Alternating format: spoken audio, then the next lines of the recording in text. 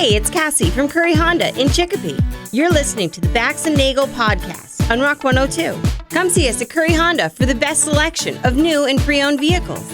Experience the best at Curry Honda. Thanks for listening. 102 Springfield's Classic Rock. It's 5:49 in the cars. So Bax and Nagle on Rock 102. According to Dan Brown, it's going to be unsettled with downpours today.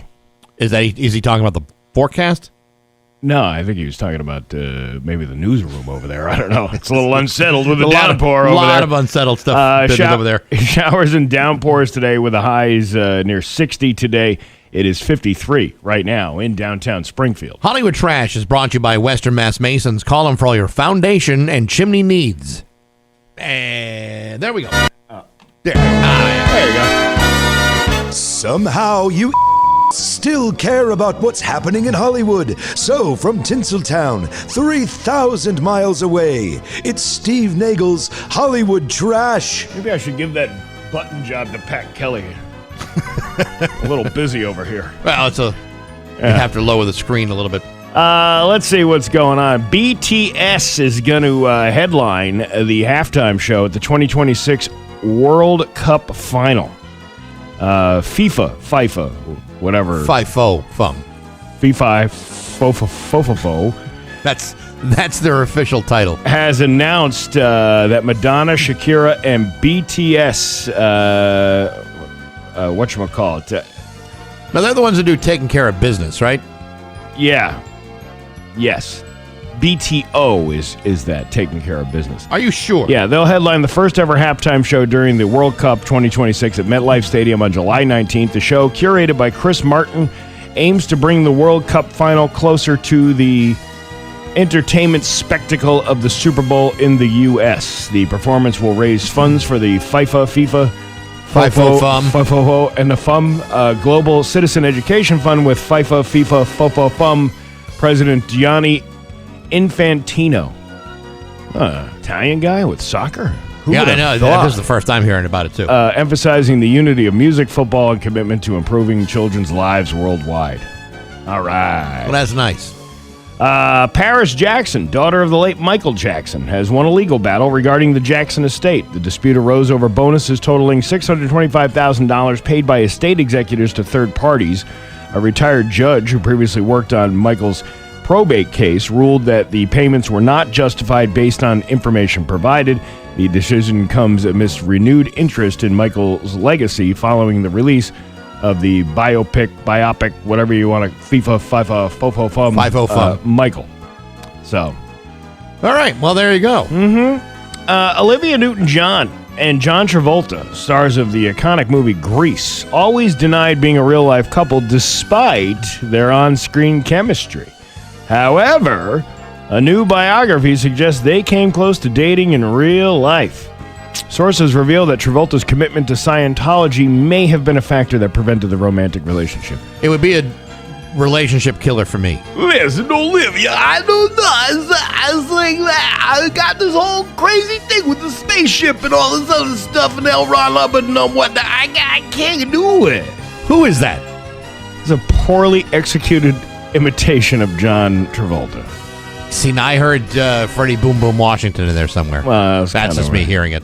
Despite their undeniable chemistry, both stars remain loyal to their respective partners at the time.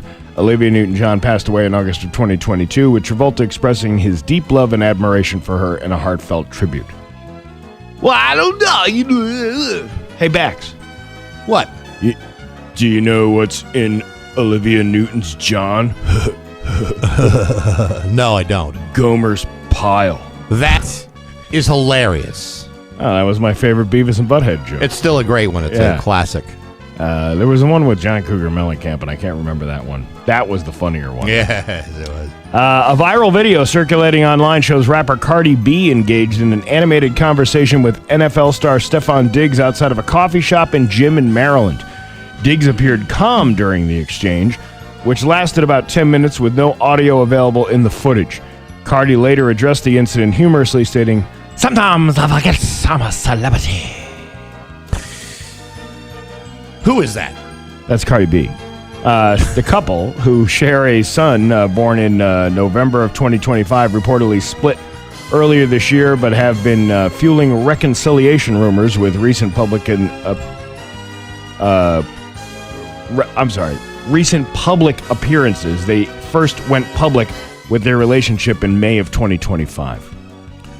Well, listen, I don't know if that relationship's got problems, but they got a kid together, and really, shouldn't that be the glue that binds them together forever and ever? Yeah, they should. Yeah. Right. Yeah. Right. Nintendo has announced the live-action Legend of Zelda movie will now be released on April 30th of 2027, a week earlier than previously scheduled. Oh, boy. Oh, now I got to rearrange everything. I was waiting for the May week. I just got a dog sitter. You too? Yeah, well, I mean, I didn't want to leave the dog alone while I was busy doing this stuff. The reason for the change was not specified, but Nintendo is focused on completing the movie for fans as soon as possible. The film will face competition from other blockbusters like Sonic the Hedgehog 4, Godzilla vs. Kong. Filming in New Zealand has wrapped, and fans are eagerly awaiting more details about the movie, which is being directed by Wes Ball. You ever have a Wes Ball? I've had a right one. Yeah. Two wrongs don't make a Wes. I don't know what I'm trying to say. Isabella Rossellini. You remember her? Sure do. She'll be honored with the Excellence Award at the Locarno Film Festival for her contributions to contemporary cinema. The award recognizes her remarkable performance in various films acclaimed by various acclaimed directors, including David Lynch and Robert Zemeckis. Rossellini will participate in a public conversation and present screenings on her web series Green Porno. Green Porno. What is that about? It's about a porno that's green. I would find that to be a little distracting. Yeah, some people are into that thing. I like, if I'm going to watch porn, there better be good camera work, good lighting, maybe a plot. And something to do with St. Patrick's Day, where everybody's even wearing better. Green. Even better. You know? Yes. Showing off all those shillelaghs and whatnot. I don't even know. The Hills. Let's see. HBO Max has released a teaser trailer for the upcoming... Where the hell does the story go? The story just like... You know what? It wasn't even that interesting anyway. Well, it's okay, Steve. You're not under any obligation to bring anything good until right this very moment. Yeah, that's right. Kim Kardashian is really impressed. She's doing like commercials for Home Depot now. Really? Yeah, she's really impressed with their selection of wood furniture. Well, she must have had something to say. Oh my God! The last time I saw this much wood was when Ray J gave put the Peter to graze. Excuse me. Put the Peter to graze out in the parsley patch. Okay, Caitlin? I never got that down and dirty with your mother, Kim, but once took a ride on the Woombaloo slip and slide. There's a little chimney sweep with the wood-burning bear claw. What are you trying to say? What I'm trying to say is she got the uter bang from the fisterectomy. She's no longer able to cater to me now after we banged it all up that night. And that's your Hollywood trash on Rock 102. Ah! And now, Bax's View from the Couch. Brought to you by Rocky's Ace Hardware, your grilling destination. Weber, Big Green Egg, Uni Pizza Ovens, and Traeger Woodfire Grills. Hey, good morning, sports fans. How the heck are you? Folks, tonight the NFL will release the entire schedule for the 2026 NFL season. The schedule has been carefully crafted to accommodate and maximize all the many things that the NFL wishes to accomplish this year.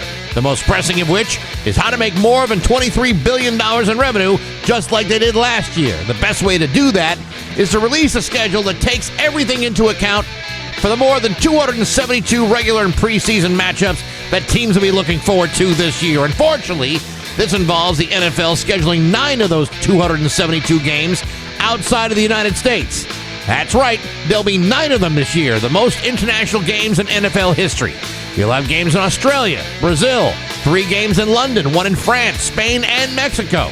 This also includes a game between the Patriots and Detroit Lions, which is scheduled in Munich, Germany for a thrilling Week 10 matchup.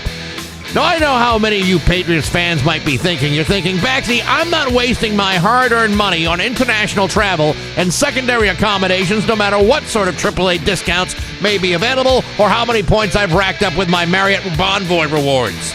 Well, I can't say I blame you. Sure, Munich, Germany sounds kind of nice, but I prefer football games to be played in reasonable time zones. The city of Munich is 6 time zones away from us, and as you know, I can barely manage the one that I'm in right now. You see, Roger Goodell is hoping that one day the NFL will expand their international presence to play as many as 16 international games per year. That's an increase of more than 7 games. Jacksonville's already been saddled with 2 international games in London this season, and if I'm a season ticket holder, you think I got the kind of money for 2 cross-Atlantic international flights on back-to-back weeks? You gotta be crazy. No, folks, this is a terrible idea.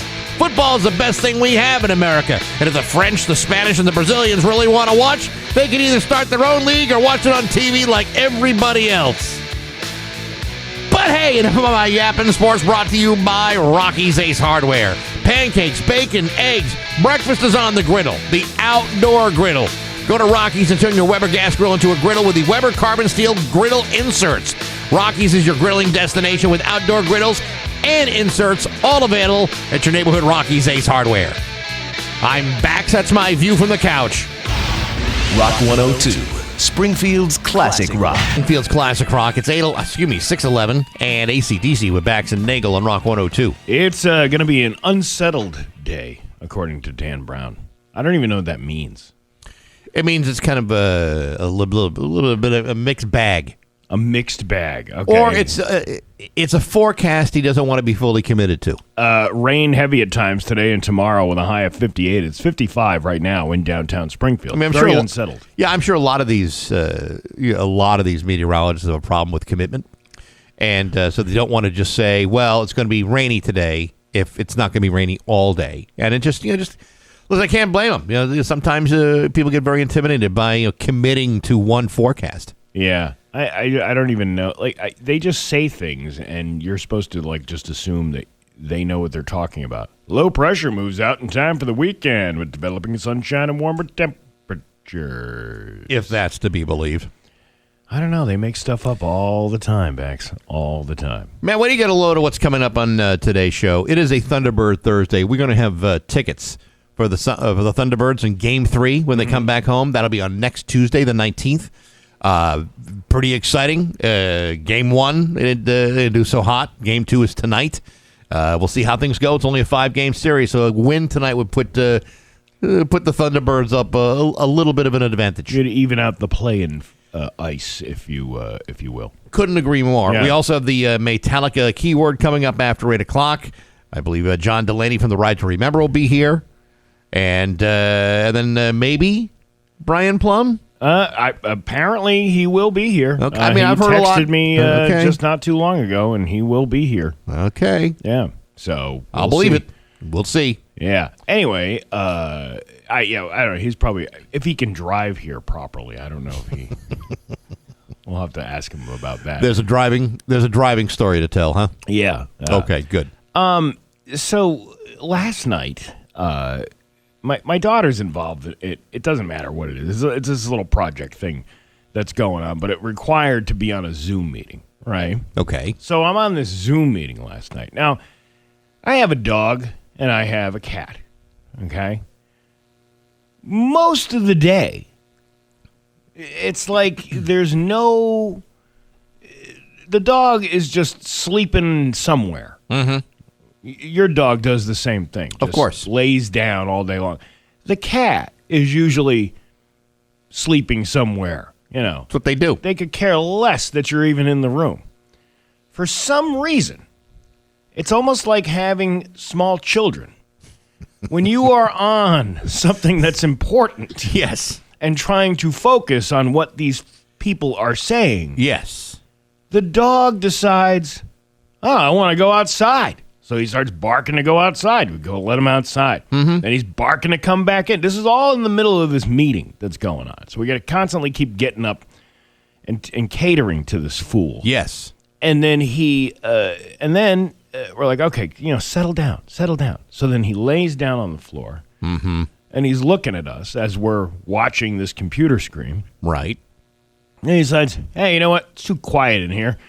I'm going to go get my bone. So he starts gnawing at the bone, and it is like, dude, what are you doing? Now, like, why were you on mute so people didn't have to hear him chewing on the bone? Yeah, it was an informational thing anyway. No, It wasn't like we had to interact, but I wanted to hear the information of what was being said. Yes. And luckily, the things are recorded, and I have to go back and watch it. But still, at least it's there for me that I can find the information for it.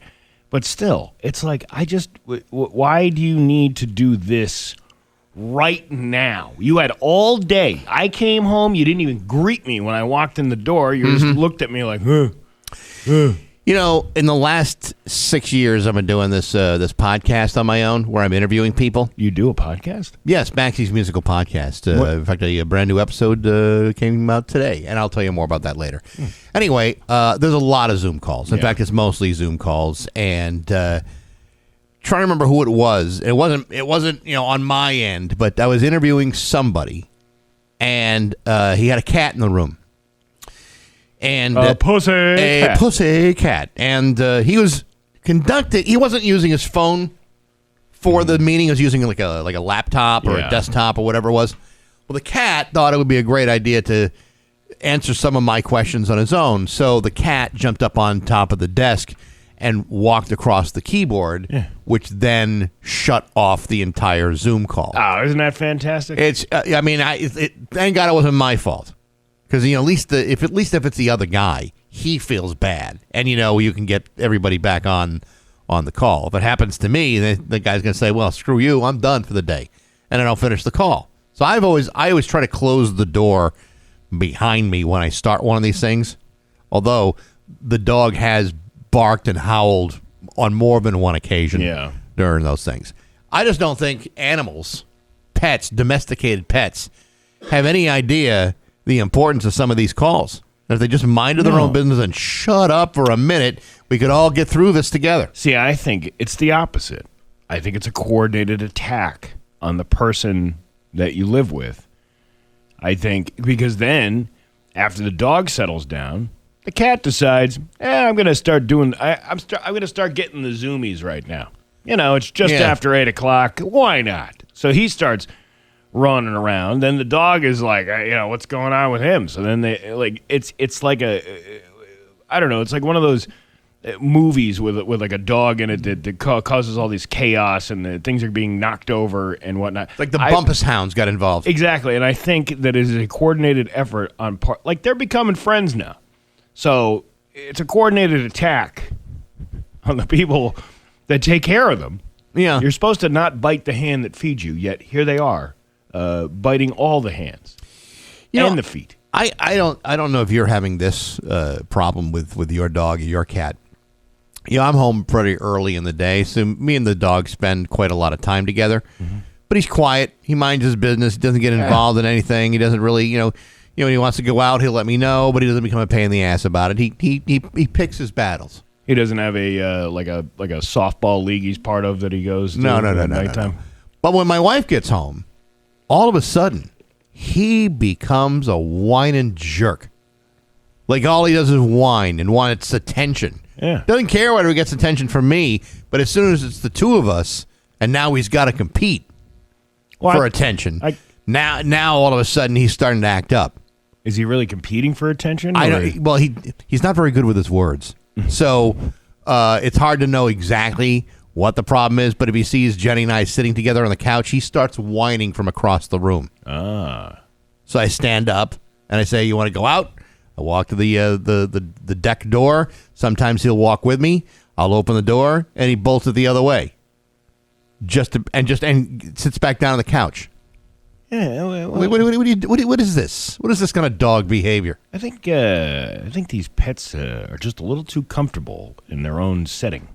I think I'm being gaslit by my dog. I think you are too. I think he's got me thinking I'm crazy. I'm second guessing everything in the house. Yeah, it's these animals run our lives.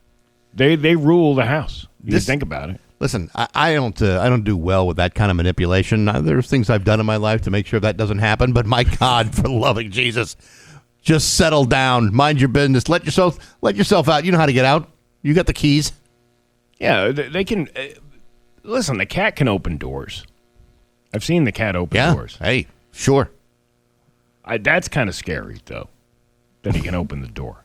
I have one of those in one of my rooms in my house. I have one of those, the doors, whoever built it, put the pocket, they call it a pocket door where the thing. And it's the door leading into my room. So all of a sudden, I'm able to lay in there like 2 o'clock in the morning. And it sounds like there's an intruder in the house. So he's busting through the pocket doors. Scraping the pocket door, and then all of a sudden he's in the room. They get a lot of nerve. This whole, not only the interruption of the phone call, but the 2 a.m. zoomies. Yeah, I agree. I know he's hunting. I know whatever the hell he's doing. I don't know.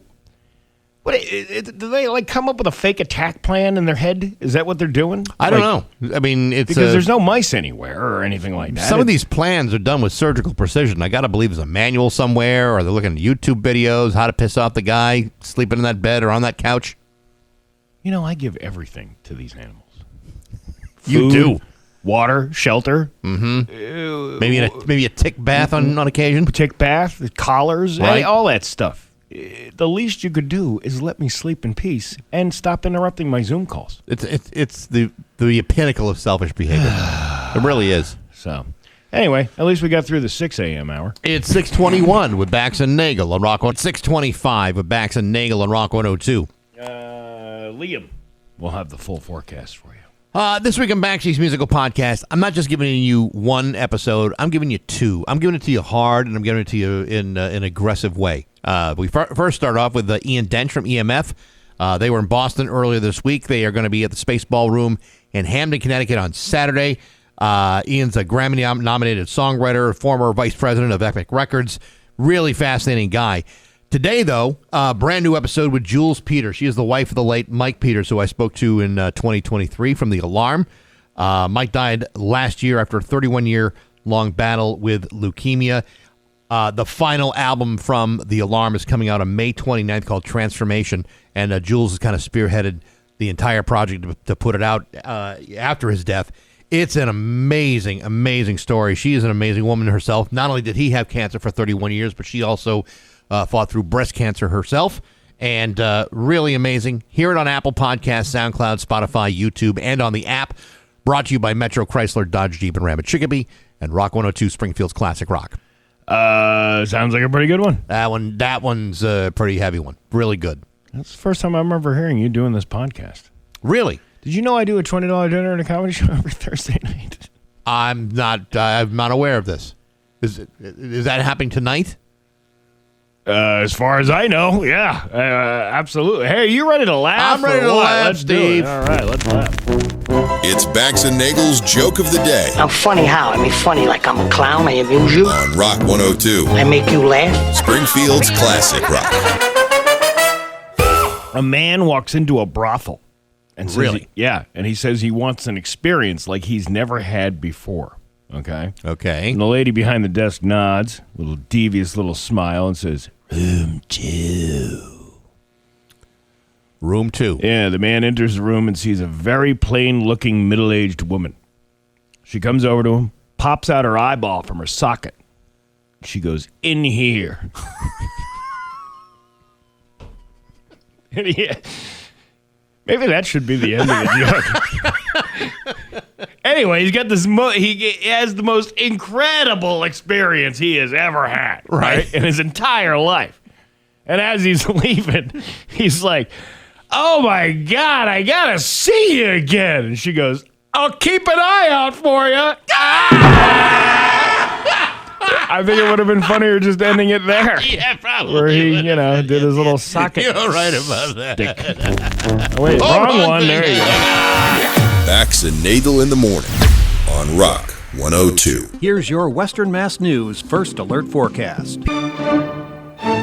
6:31 with Bax and Nagle on Rock 102. It's time for news brought to you by Wohlers Builders. For all your commercial build-outs and renovations and repairs, there's local radio icon Steve Nagle. Thanks, Bax. A driver was arrested, Tuesday night after allegedly failing to stop for state police, leading troopers on a chase that began in Bernardston and ended in Holyoke. That's a pretty good distance. That's a good haul. The Mass State Police stated that the incident began at approximately 7:30 p.m. on I-91 southbound near the 48.2 mile marker in Bernardston when a trooper attempted to stop a rental vehicle for an inspection violation. It's always the inspection sticker. Yeah, that's the thing that trips you up. You got to get your sticker done. Police said the driver failed to stop, prompting troopers to initiate tracking procedures. A trooper successfully deployed a star-trace tracking dart onto the vehicle, while the other troopers positioned stop sticks further south along the highway. You ever see the darts? You see that? They get to shoot the dart at the car? Yeah, I've seen that. After the stop sticks were successfully deployed, the vehicle came to a stop near the 20-mile marker in Holyoke. The driver was taken into custody and brought to a hospital for evaluation. No additional information about the suspect or potential charges was immediately released. You imagine that? You get a rental car and it has no good inspection sticker on it? I'd be furious. I would be taking this up with her. I would be calling the Hertz representative to say, are you going to come bail me out now? I'm at the state police barracks because you decided not to put on a proper inspection sticker on this vehicle, and here I am running from the police. All right, but what if they offer you, say, like an upgrade? Well, maybe it's kind of tempting to turn that down. Yeah, listen, you know what? You come back, we'll give you a Mercury Cougar to drive around in. That's the upgrade? Aren't those nice cars? You're back in like 1975, maybe. What about a Lincoln Town car? Well, listen, that's a slightly better option. What about my mother had a 1978 Lincoln Mark V. Ooh, do tell. Did you ever see those? I did, yeah. I remember those. It was one of these like transitional vehicles. Like they didn't have a lot of money, so they bought this car from this mechanic that lived up the street from us. Right. For like $400. And it was this beautiful. It was almost like we should have kept that because it would have been a classic vehicle. However, 3 times under 3 owners within our family, the wheel fell off while driving. That would be a concern after it fell off the first time. I'm pretty sure it was possessed, but it was sweet. It had the white wall tires. Yeah. With the what is it? The CB radio and the 8-track player. Wow. It was like one of these that thing fully was stacked, wasn't it? 1978. Man. And white pleather interior. You know, as nice as you're making this car sound, that whole thing with the tire falling off, I'm still hooked up on. Yeah, my mother was driving to work the one day, and all of a sudden she notices that, hey, isn't that my tire from my car? Safely pulled over the side of the road, right? Yeah. And then I think it happened to my brother as well after that, even after they had gotten it fixed. And then she gifted it to my sister, who on I-80 in New Jersey was driving along I-80, and she sees the tire go off the side of the road into the median of the highway, bounce on something, and then land on the opposite direction of the highway where another man hit it. Luckily, everybody was okay. Nobody got hurt. But talk about a possessed vehicle. Now, in this first situation where your mom's tire came in, did she change the tire herself? No, it was Sears Automotive that did it. Sears? Yeah. Those are top-notch people. They were. You would think that they would have not screwed up the... I mean, I got to tell you, I don't know if you are aware of this, but sometimes you got to make sure those lug nuts are tight. Yeah, maybe they were too tight. Sometimes if you put them on too tight, they can strip and come off. I don't know what the deal was. But Sears took care of it the first time. The second time, I don't know what happened. I don't even know what happened after that. What the thing? I just remember the accident, the incidents. I don't remember the part of the Sears catalog wish book. Yeah. That had the section with the tires on it where it said guaranteed not to fall off. Yeah. I don't remember that part of the wish book, but I would have wished that if I'm going to buy tires from Sears, that they would have stayed on the vehicle at all times. It was a pretty sweet ride, though. Sounds like it. Yeah. CB 8-track, man. That thing is jacked. Cherry. Totally cherry. Totally cherry. To which my brother at the time said when they brought it home, "Man, you can get laid in the front seat, back seat, and trunk of this thing. It's so big." Did he refer it as like the stabbing cabin or anything like that? No, but he did tell me the story about the time that he was in the throes of passion with a young lady. He was like in his 19, 20 years old. Your brother. My brother. I've met your brother. Yeah, well, he used to pull him in, And then he said he was telling me the story the one time about, because it was my mother's car, yet he was driving it. And told me defiling it at the same time. And said that he was probably going to go to hell one day because the one time as the electric seat lifted up, he was hit in the head with the palm from Palm Sunday.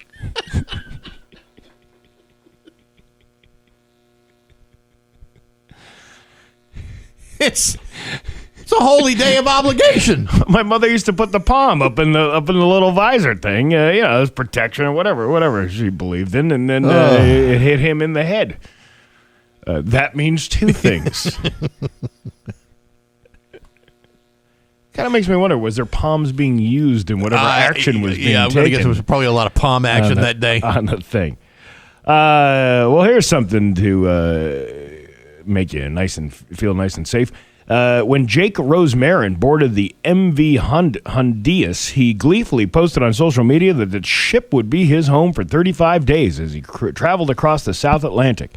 Now, he's one of 18 Americans under observation at specialized healthcare facilities designed to treat people with dangerous infectious diseases after 3 people died and others were sickened by a hantavirus outbreak aboard the ship. 30-year-old Rosemarin said he expects to spend 42 days at the National Quarantine Unit at the University of Nebraska Medical Center in Omaha. 14 other American passengers from the ship are also there. Another who tested positive for the virus is in the biocontainment unit. 2 are being monitored in the serious communicable disease unit at Emory Hospital in Atlanta. Why do they bring them here? Wouldn't you take them to a place where you're less likely to be around other populations of people?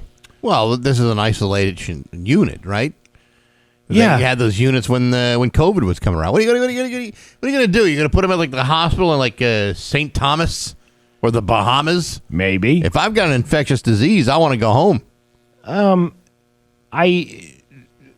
I don't believe any of this stuff because then I saw the picture of them transporting some of these passengers and everybody's wearing the hazmat suit except the 2 security guys.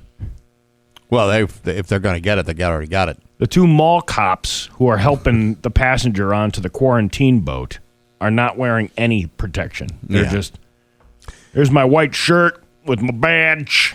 Now, do you think Carnival Cruise Lines gives them a gift certificate for an upcoming cruise? Yeah, I would think, that would probably be the nice thing to do on their part. For your inconvenience, we're going to give you another cruise with an upgrade, and we promise to clean all the rat crap that's on the poop deck. You ever have a bad experience with an airline and their consolation prize to you is $100 off your next flight? Like a travel voucher. Yes, it happened once when a connecting flight got canceled in Detroit. And they gave me a voucher for a future flight out of Detroit, which I haven't done since. And I don't even know if that voucher. I think I had a year to do it. Long expired. Yeah. And they gave me enough money to. They gave me a hotel room for the night and a small cash stipend for food. Oh. So I had. I watched the Home Run Derby that night and ate. Had 2 beers and a cheeseburger and blew every dollar they sent me. Plus your own dollars. Oh, yeah, because that barely covered it. I was going to say, hamburgers at those prices in those places. Yeah, I know. The Enfield Police Department is seeking the public's help in locating a man who has 5 active arrest warrants. The 6th one he gets to eat for free at the Five Guys on Hazard Avenue. The Enfield Police Department states that Kevin Vacan has 5 active arrest warrants, not bacon, Vacan. Has 5 active arrest warrants totaling $210,000 in bonds. The department posted the information on social media, calling it hashtag Wanted Wednesday, which features individuals wanted by police. If anyone has any information about Kevin's whereabouts, you're asked to contact the Enfield Police Department's routine line. He does routines too. That's interesting. Well, he's a man. He's full of talents. This guy. Well, I mean, I'm looking at the mug shot. He seems like any other guy hanging around certain parts of Enfield. Just trying to get ahead, trying to do some things around the house or around the neighborhood. So if he had a 6th warrant, would it be 6 degrees of Kevin Bacon? That is exactly what it would be. Hey, I know that guy. Hey, so do I. And when we find out who, you're connected to who. Do you think anyone goes up to Kevin Bacon and say, "Hey, you were great in taps"? Taps. I mean, I loved you and Footloose. Quicksilver was my favorite Kevin Bacon film. Yeah. Yeah, remember Quicksilver? He was the courier. He was a bike courier. Very convincing. Isn't that weird? They have like a movie for every career out there.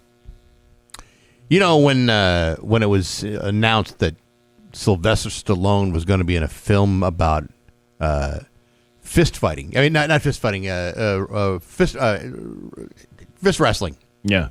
Over the top. Arm wrestling. Arm wrestling, thank you. Yes. I thought, we have really hit every possible corner of the world. I believe you're thinking of a fist...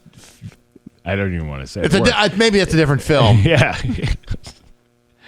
There was a lot of Sly in that movie, too. Oh, yeah, there really was. It was a fist movie. Remember that fist movie? In fact, I do, Steve. We should just like start labeling movies like that. He was in that fist movie. What was that thing where he was holding up his fist all the time? That was Rocky? But no. The other fist movie that he was in. Was it? Where he had to fight over custody of a child. Oh, yeah. Was that Kramer versus Kramer? Yeah, you remember that? I remember he teamed up with Dustin Hoffman and Meryl Streep. Meryl Streep was like, they had to defeat her. She was the final boss in Kramer versus Kramer. Yo, Kramer, it's going to be every other weekend, Tuesdays and Thursdays. It's the best I could get you. Yeah. Yeah, of course, we can beat her. Yeah. By the way, you're going to be having to pay a certain amount every week because of the New York State formula for child support. And then hardly ever see your kids. And then you find out at the end of the movie, Sly Stallone all along was Kaiser Sose. It was him. The call is coming from inside the house. What a dumb show this is. It hasn't gotten any smarter. Your Pioneer Valley forecast today is going to be rainy. Lots of rain, heavy downpours at times with a high of 58. It is 55 right now in downtown Springfield. I'm Steve Nagle, and that's the news on Rock 102. Oh, yeah. Rock 102, Springfield's Classic Rock. It's 6:53 and Bad Company with Bax and Nagle on Rock 102. An unsettled day, as Dan Brown put it.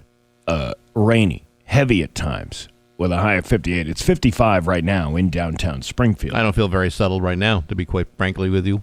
I don't feel very settled at all anytime, ever. A couple of things. First of all, we've been talking about Steve Nagle's summer kickoff party happening on June 20th. It's going to be a Mayonnaise Midget Mash Fest, as you know. Vanish Valley Brewing is going to be your host again this year to raise money for Rick's Place, a great organization we've talked about for many years, offering free support for grieving children, teens, and their families after the loss of a loved one. There's going to be live music, loads of activities for the kids, prizes for grabs, food from Vanish Valley, a couple of food trucks as well. You can get your tickets at rock102.com. They're just $10.21 a piece, with every penny being raised going to Rick's Place directly. It's Steve Nagle's summer kickoff party, June 20th, noon to 3 at Vanish Valley in Ludlow. Brought to you by Dave Miner Exterior Home Improvements, Aqua Pump, Fathers and Sons Garage Door, The Hawkman, and Rock 102 Springfield's Classic Rock. It's shaping up to be a pretty damn good event. Especially, I mean, the kids are free.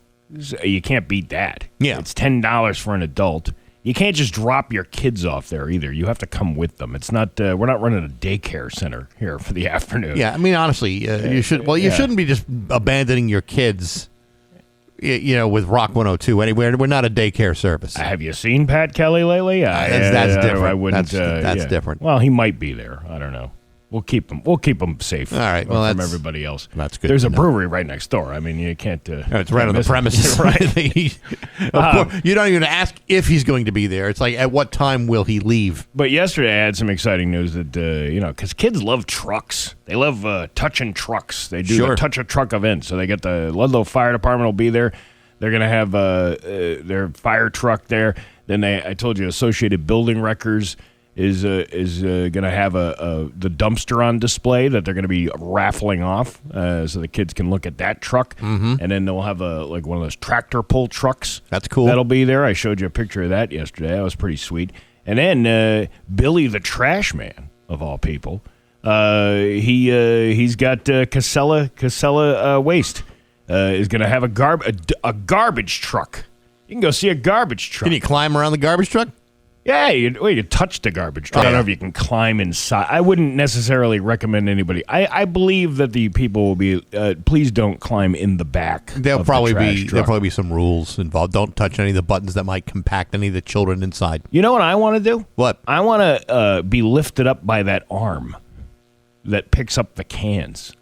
That would be kind of cool, wouldn't it? Yeah, just to ride it up a little. I don't want to get dumped into the back of the truck. I just want to get lifted up and then put back down. Yeah, that would be pretty awesome. I think that would be sweet. Yeah. And then so he's like, he's Billy calls. Yeah, we got Casella Waste. They're gonna do it. They're gonna put a truck out there. And I'm like, Casella? You telling me an Italian name owns a waste management company? It's hard to believe. Never heard of that my entire life. Why discriminate against a particular group of people? So Billy the Trash Man, or Paulie Walnuts, as I like to call him, he'll be there at the event as well. So thank you for all your donation. Hey, Roger Daltrey is coming to the Big E on September 20th. That is a big rock and roll show, and he is going to be there.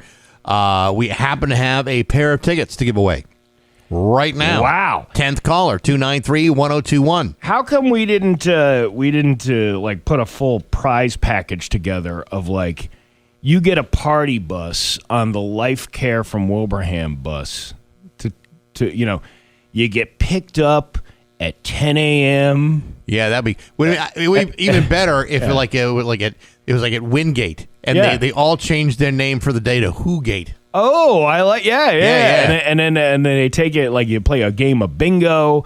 You go see the Roger Daltrey concert at 1 p.m. Yeah. And then you're back safe and snug in Wilbraham. You'd have all these people saying that's quite a bargain. Yeah. The best I ever had. But sadly, we only have tickets to the concert. Sorry. 10th caller, 293-1021 at 6:58 on Rock 102. Skip's Outdoor Accents has the backyard that And now, Bax's View from the Couch. Brought to you by Rocky's Ace Hardware, your grilling destination. Weber, Big Green Egg, Uni Pizza Ovens, and Traeger Woodfire Grills. Hey, good morning, sports fans. How the heck are you? Folks, it shouldn't take a genius to figure out that whenever you get hired at a new job, the last thing you want to do is get arrested right before your official start date. To me, this sets up all kinds of red flags for the HR department that perhaps they may have hired a real a-hole. Not that there's ever a good time to get arrested for criminal battery, but to do it right before you get your keys or your assigned cubicle, that leads many employers to take pause over their regrettable decision-making skills. For example, the New England Patriots rookie defender Quintavious Hutchins was arraigned on Wednesday in Newton District Court on charges of assault and battery against a family and/or household member. Hutchins, who is 23 years old, was selected by the Patriots in the 7th round of the draft, pled not guilty to the charges. According to the reports, Hutchins is accused of grabbing a woman by the neck and pushing her with force at a Boston College dormitory. Now, obviously, the story is hardly over for Quintavious Hutchins, both legal and for personal reasons, and whether he's innocent or guilty is really up to a judge and jury, a jury which I hope I'm never called for. Having said that, I would like to offer this observation about Quintavious Hutchins in a situation that he finds himself in this morning. First of all, as a highly respected Jesuit institution, I'm sure Boston College frowns on dormitory violence of any kind. Secondly, you've just been chosen with the 247th overall pick in the NFL draft. Chosen in the 7th round. They only picked 257 players. In other words, now is not the time to get cocky and start pushing girlfriends around. Not that there's ever a good time for something like that, because there never is. But since you haven't even gotten the job yet, you might not want to give the New England Patriots any ideas or additional reasons to end your football career for you before it even begins. Because I got to tell you, kid, you're off to a hell of a start. But hey, enough of my yapping. Sports brought to you by Rocky's Ace Hardware. Get an Ego string trimmer or an Ego handheld blower. Battery and charger included. And at Rocky's, you get an extra battery. That's right, a spare. Very handy. That's the same Ego battery that powers the trimmer, the blower, plus Ego mowers. Ego outdoor power. You'll find it at your neighborhood Rocky's Ace Hardware. I'm Bax. That's my view from the couch. Rock 102, Springfield's classic rock. Rock 102, Springfield's Classic Rock. It's 7:13, and Joan Jett with Bax and Nagle on Rock 102. It's going to be rainy today. Downpours heavy at times with a high of 58. It's 55 right now in downtown Springfield. It is always a sheer and extreme delight to welcome back Brian Plum to the studio. It's good to see you. Thank you. Good to see you. If I'm a delight, I think that's on you. It's good to see you. I'll accept the responsibility of that. Sure, why not? Well, you're the best. Good to be here. How are you guys doing? We're doing great, man.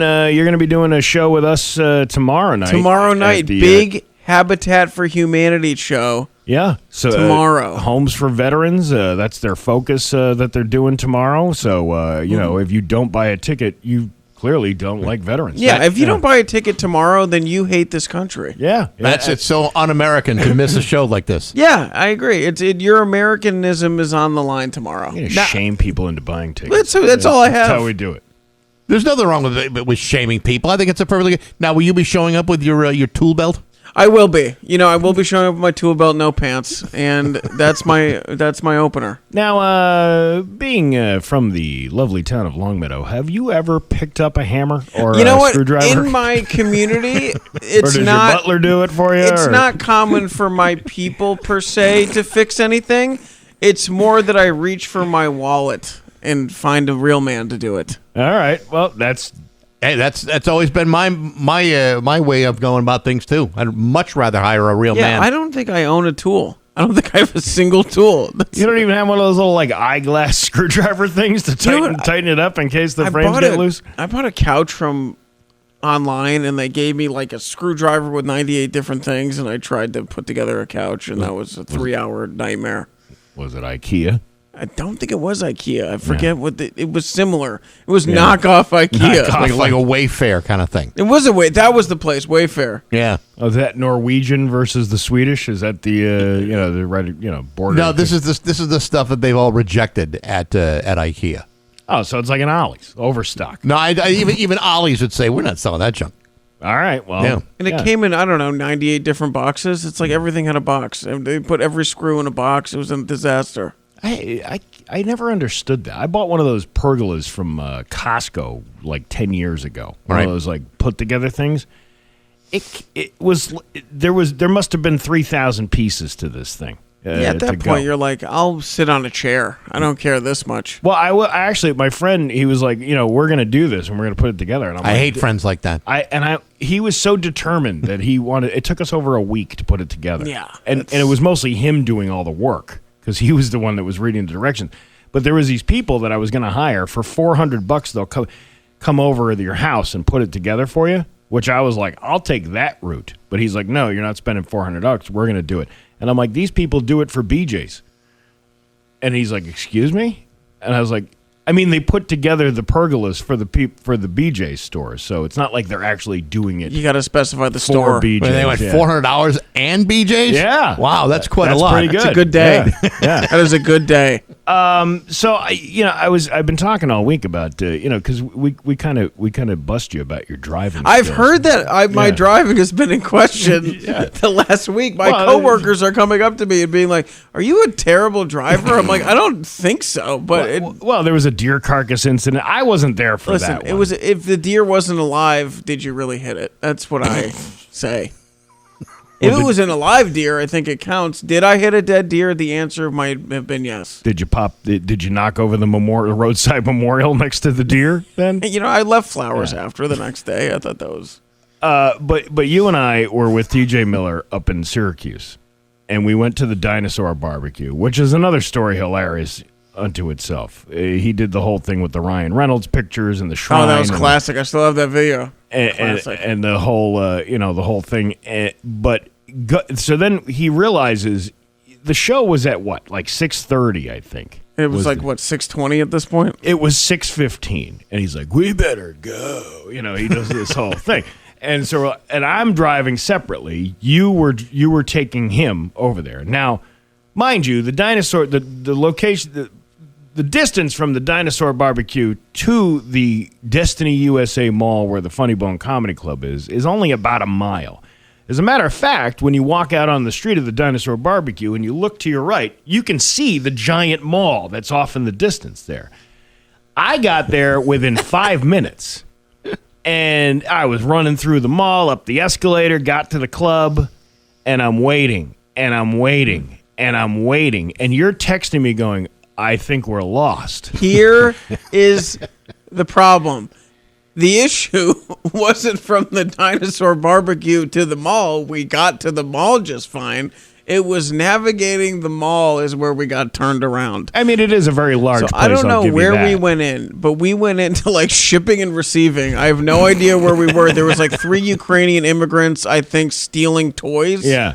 So we walk in and like, "Where are you going?" And I'm just like, "We're trying to find the show." And he's like, "You turn around and go there." So we go to like the J.C. Penney, up 3 escalators. We're following the signs. There's no sign for the comedy club. Turns out we're in the complete wrong section of the mall. Yeah.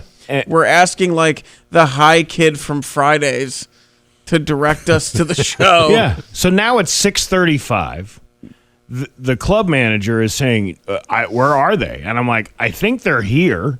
But and people were getting angry because they had already been waiting in line for an hour and a half. It wasn't the best. And then they're sitting down, and now they've already been waiting like another 35 minutes for the show to start, and the show hasn't started yet.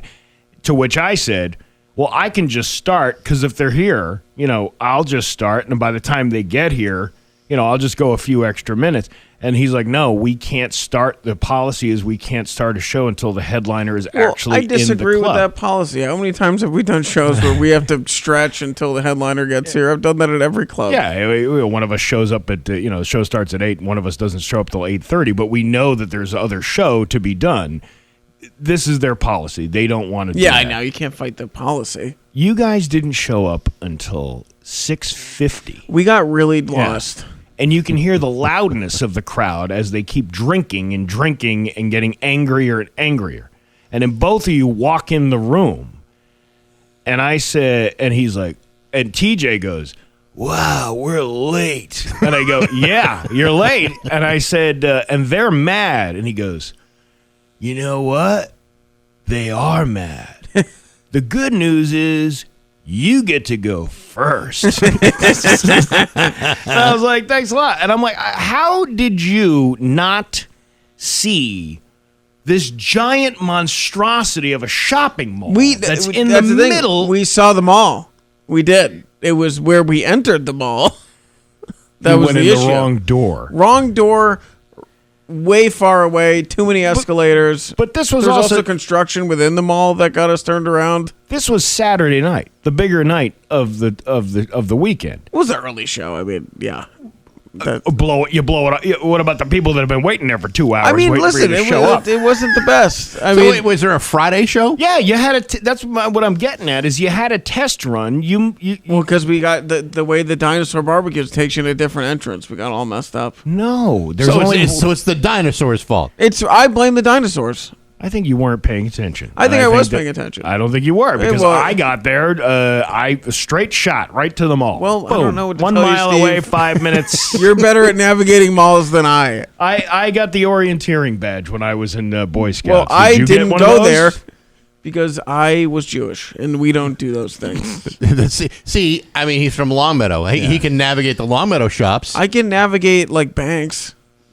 You banks, navigate. Yeah, well, there's Any lots type of those. financial document if you need navigating on those. You know, I just, being from Longmeadow, usually your butler is driving you to and fro the show. I do have a collection of bow ties. Do you? Left over from quitting butlers. All right. Well, there you go.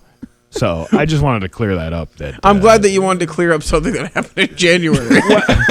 Well, because it's been sitting there for a while. I don't really get to see you all that often. We see each other quite a bit. Yeah, once in a while. Made me sad. Well, we don't. We should see. You should come in here more often. Well, then that's the solution. Well, okay. I see no other way. Well, because there's only one way into this building, so that won't be a problem, right?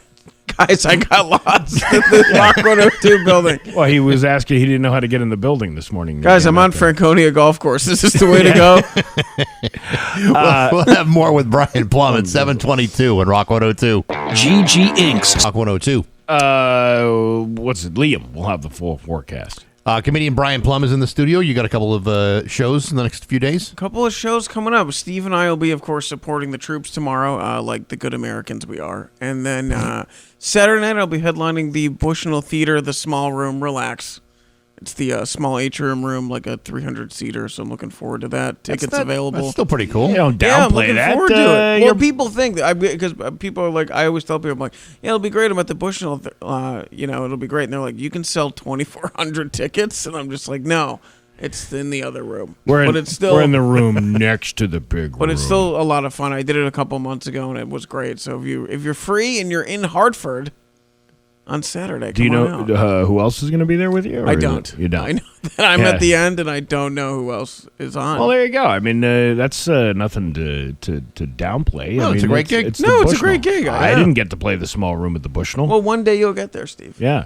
He's been in the bathroom of the Bushnell, about as good as he's gotten so far. That's what I'm talking about. Yeah, that's right. Sure, that was a good show. Yes, it was. Yeah, sold out bathroom show. Yeah, I think it was a performance of the Wiz. yeah. Did you close on it? Closed on the Wiz? Oh yeah, we shook it at the end, and closed on a nice shake. Done. Yeah, closed on a nice shake. Good stuff. But thanks for coming in this morning. Thank you. Appreciate you. Guys are the best. Always good to have you. Thank you, Brian Plum. It's 7:27 with Bax and Nagle on Rock 102. 7:30 with Bax and Nagle on Rock 102. It's time for news, and it is brought to you by Freedom Credit Union. Freedom is yours. Here's local radio icon Steve Nagle. Thanks, Bax. Litigation. Massachusetts Attorney General Andrea Joy Campbell has now authorized the state auditor to sue the legislature over access to its own financial records. State Auditor Diana Zoglio has been fighting for access after 72% of voters gave their support to audit the legislature in 2024. Tuesday's move follows a Supreme Judicial Court order and covers budgets, audits, transaction lists, and payout agreements from 21 through 2024. The Special Assistant Attorney General will be appointed to represent each side. The auditor has been told to drop her original case and refile a narrower lawsuit by May 18th. Because, when most of the people vote for something, we have to sue in order to get it done. Well, if you vote for something and it doesn't appear to be getting done, then the lawsuit is really the only thing that upholds the law. I don't. So I was told that there were some audits already done, like the auditing is being done, but it's just, it's different departments or whatever, and I'm like, then why are we suing now? If you're saying it's being done, and it's just a bunch of hubbub that people are making, why do we have to come to sue? Well, from what I'm being led to understand, that everything is already audited, and that what this really is just a feel good measure to make everybody feel like things are actually getting done and there's some sort of oversight. Because you see, nobody trusts the self auditing that's already being done. That's why you occasionally, if you dig down deep, you might find a fraud here, little fraud there, little chicanery on one side, bunch of shenanigans on the other. It's almost What like about malarkey? Any malarkey going on? Well, I haven't even gotten to the malarkey. That's going to take at least 2 or 3 weeks just to put all that down so you know what kind of malarkey you're looking for. I don't know. I don't believe any of these people. I think they're all just making it up. Probably so. Probably so. The Enfield Police Department is seeking the public's help in locating a man who has 5 active arrest warrants. 5 arrest warrants? I don't remember giving 5 arrest warrants.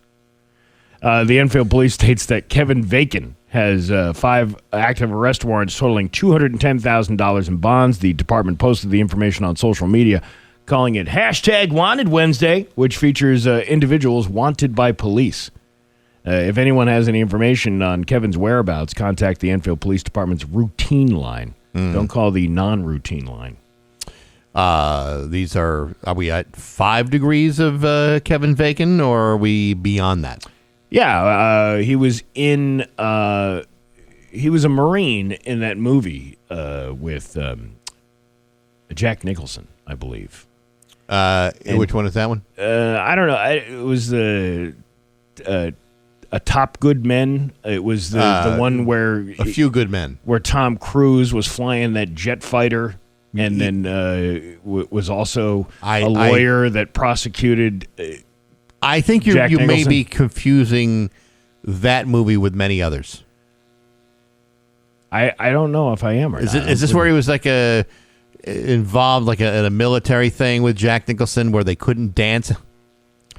Yeah, they couldn't dance. Yeah, and John Lithgow was the general who said no dancing allowed in the military anymore. Right. And then I believe... And this is all while he was still going to Farber College, if I'm not mistaken. Yeah, well, yeah, and then he... Right before they closed down the Delta House. Right, but he got married, and then it was a movie, I think it was called She's Having a Baby. Yes. You know, so it was all about Code Reds. Right. No dancing, and pregnancy. Yes, I think you got it right. Yeah. That Kevin Bacon has been in a lot of stuff. It's endless. His filmography is endless, and just like his criminal record, with 5 charges on him. That's a lot. He's a busy beaver, that kid. He's a full-grown man. Well, he's got he's got a lot of things to look forward to. You know, he's got a lot of productions coming up. He can't be. There's a lot of things in pre-production right now. I'm sure are being worked on. I hope he could be able to fulfill all those contractual obligations he has. Well, I mean, he was in that movie where he was, I believe he was trying to save the man from the death row. Yes, or he was on death row. And he was being accused, and the guy who was in the movie Heathers was also in that movie. We're trying to connect. It's so hard to keep them all straight because there's just so damn many of them. I forgot about the Animal House thing. Yeah, he wasn't like a huge part in that, but he was in it. He was in it. Well, listen, if you're playing the 6 Degrees of Kevin Bacon, it's not always like he's got a major role. Sometimes it's just like a little tiny thing where he plays man number 2 or guy on a couch. You know those are the roles that he often got early in his career. Illegal dumping has taken over an area of Springfield, and city officials are working to address community concerns. The corner of Orleans Street and Union Street has been covered in piles of bedding, chairs, garbage, and food. Springfield city councilors and the mayor's office were notified of the issue by residents, and they say they're working to get it removed. Ward 5 City Councilor LeVar Click Bruce told 22 News it's unclear who's dumping those items and why. It looks atrocious! Quite frankly, it's a combo of property owners not upholding the standards, keeping the property cleared out. You know, I have been in this neighborhood, and it's always been sort of a cozy little inner city area. And but I've seen pictures of the dumping, and quite frankly, it's disgusting. Really? Yeah, I mean, it's like you said, there's mattresses, there's like bicycle tires out there, liquor bottles. I mean, come on. I know it's not a recycling week, but at least put stuff in bags. Well, it's single stream recycling. Even still, I mean, you gotta call for bulk pickup when you're trying to get rid of things like mattresses. I mean, was there a sale on mattresses in that area recently? I'm not aware of it. Was there a... So all of a sudden you're dumping your old crummy mattresses right in the street? Please. One resident, Jesus Colon, moved onto Orleans Street only a week ago and has since been waking up to piles of trash dumped outside each day. Can you imagine moving into a new place? You go there for the showing. Yep. And everything's clean. The realtor is saying, hey, location. Yeah. There might be some disruptions with the trash, but for the most part, it's a nice neighborhood to live in. You're going to love living here. And then the first day, somebody's throwing some old tires in a microwave outside of your bedroom window. Mm-hmm. I mean, you're just a hop, skip, and a jump to Barrows Park. You got all kinds of stuff. You get all kinds of great stuff there. Yeah, he said, seeing a lot of people dumping in the middle of the night, coming up the street, coming here, dumping it here. It's bad for the community.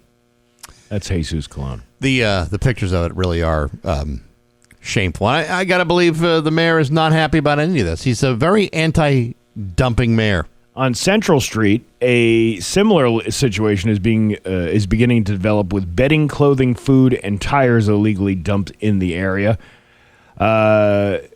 I have called the city, sent pictures, videos, called management for the building, and no one has reached out, said Wamali Cologne, who lives near one of the dumping spots. Springfield Mayor Dom said that both piles are on private property. A judge needs to sign off on it before the city can touch anything.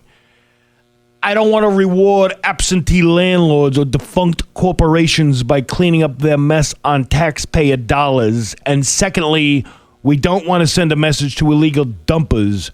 I want to grab them. And give them a good shake. Like, pick up your junk. Maybe I'll put you into a recycling bin, huh? Well, you'd look real pretty and cute with the recycling bin upside down on top of your head.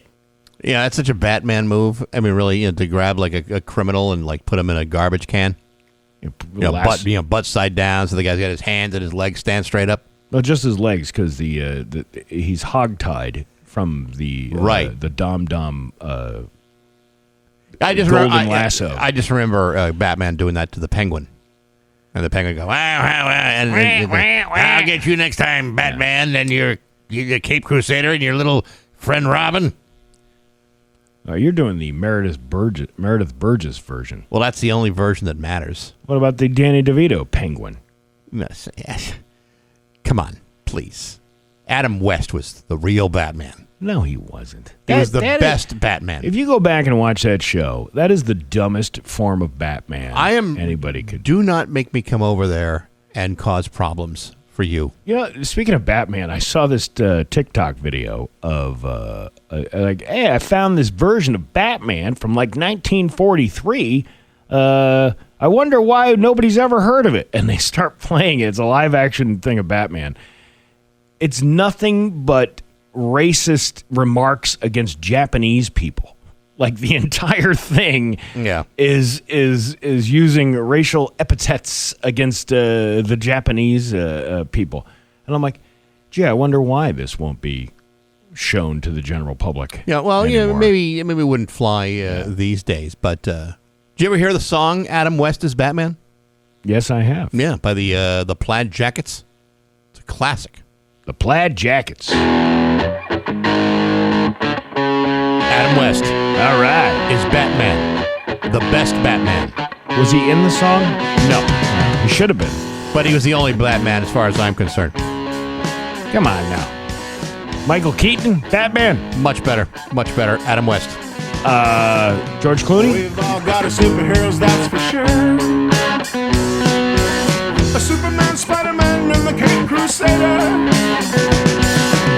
But there's only one man that stands above the rest. And this song's for you, Mr. Adam West. 'Cause Adam West is Batman.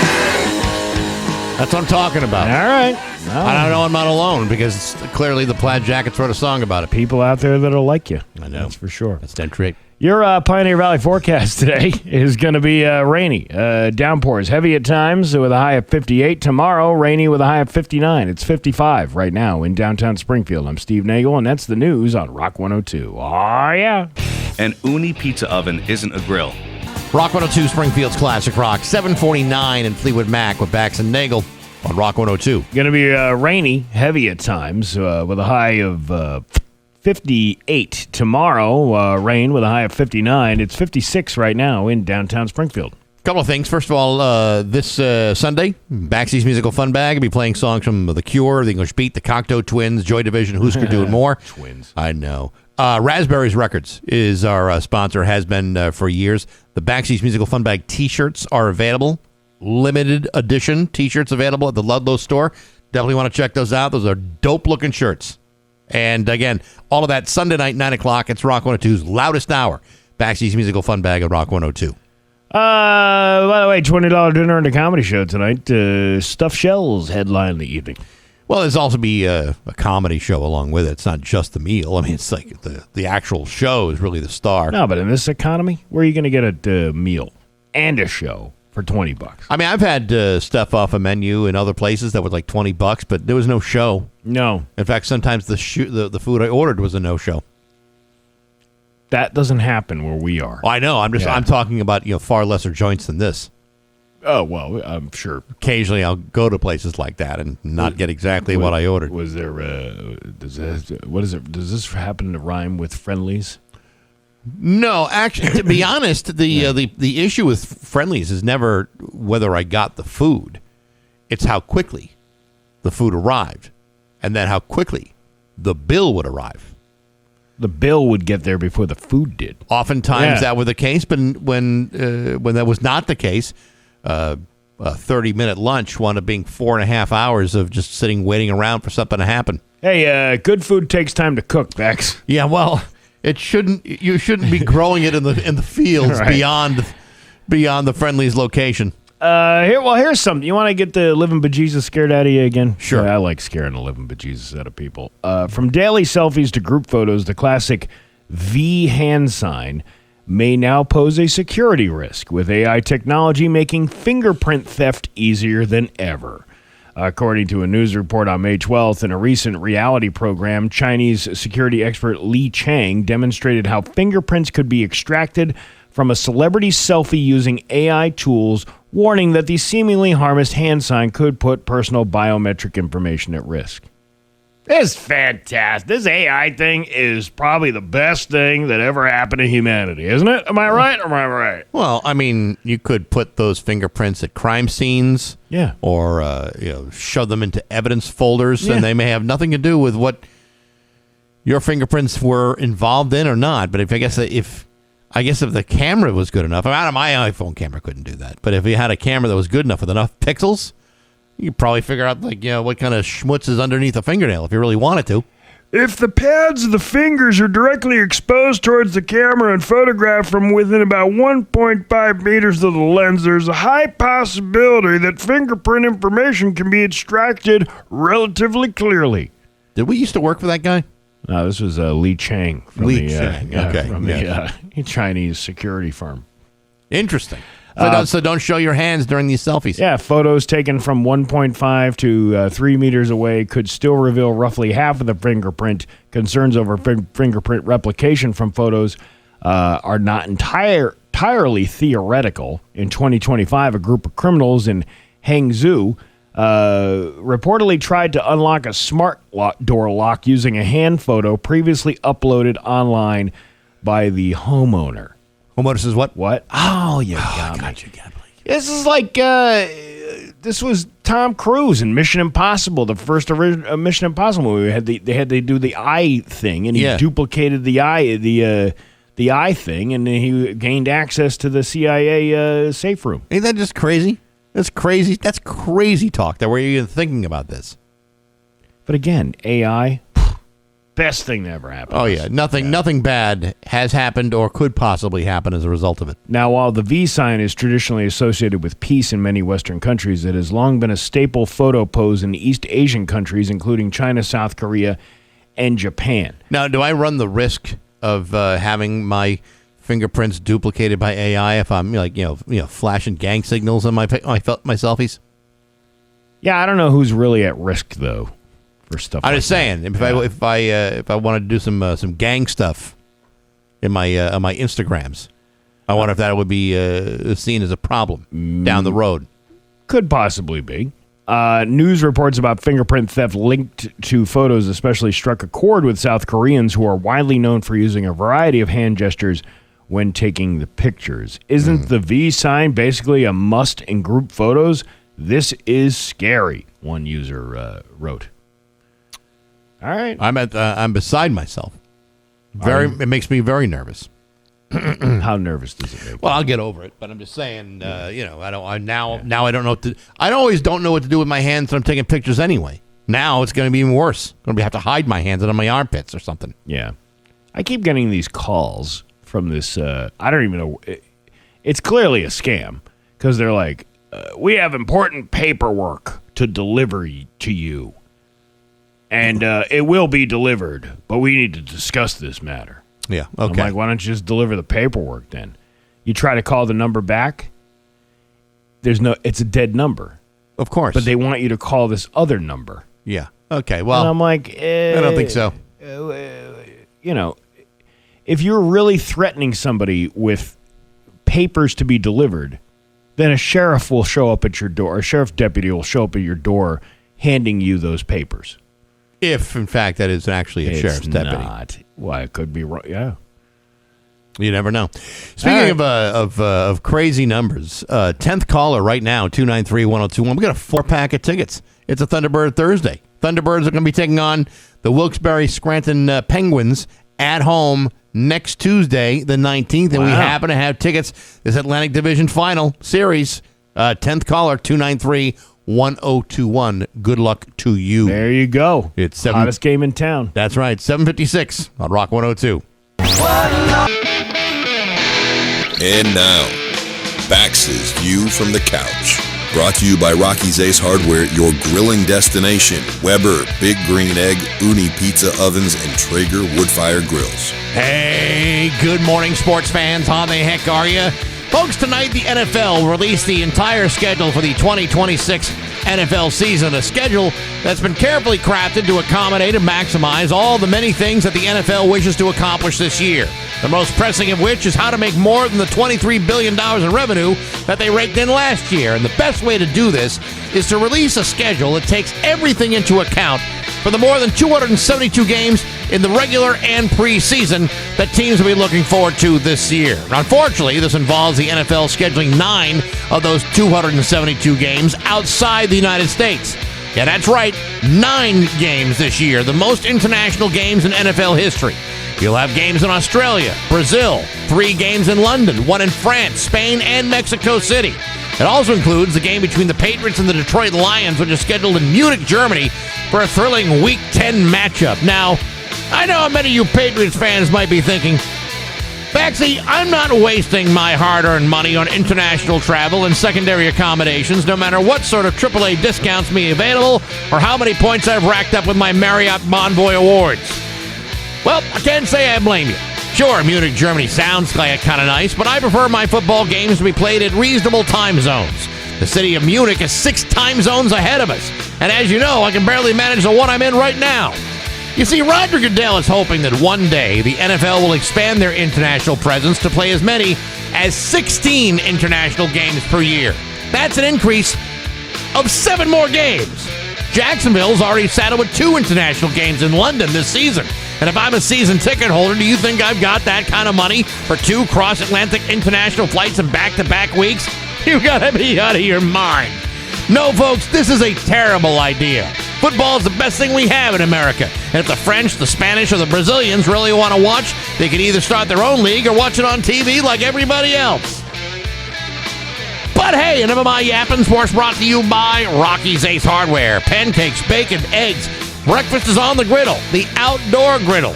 Go to Rocky's and turn your Weber gas grill into a griddle with the Weber carbon steel griddle inserts. Rocky's is your grilling destination with outdoor griddles and griddle inserts at your neighborhood Rocky's Ace Hardware. I'm Bax. That's my view from the couch. Rock 102, Springfield's classic rock.